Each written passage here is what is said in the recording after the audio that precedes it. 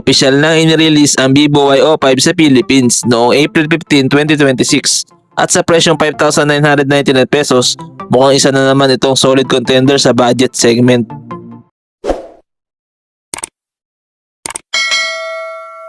Hindi siya mukhang cheap kahit budget phone lang siya. May IP65 dust and splash resistance ka na, plus SGS 5-star drop resistance. Meaning medyo kampante ka kahit mabagsak o mabasa ng konti. Perfect para sa daily use lalo na kung medyo clumsy ka. Meron siyang 6.74 inch HD Plus IPS LCD display with 120Hz refresh rate. Bihira ito sa ganitong presyo. Smooth ang scrolling sa social media at light gaming. Maliwanag din with 1200 nits high brightness mode, kaya usable kahit sa labas.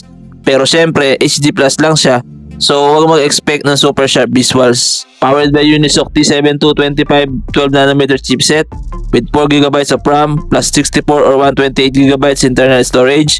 Good for social media, light gaming, ML, CODM, low settings. Not ideal for heavy gaming like Genshin Impact, pero for basic users, sapat na siya. Meron itong 8MP main camera at 5MP selfie camera.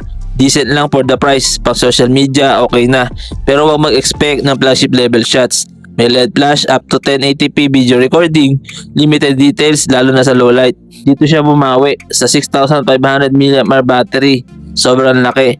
Kayang tumagal na 1 to 2 days normal use. Perfect for students or heavy social media users.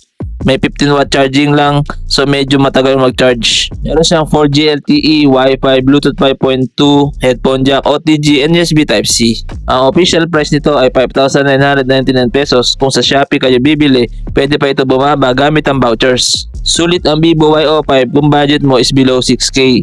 Gusto mo ng matagal na battery life, kailangan mo ng durable phone, casual user ka lang. For the price, sulit na siya. Hindi siya pang power users, pero para sa everyday tasks, panalo na.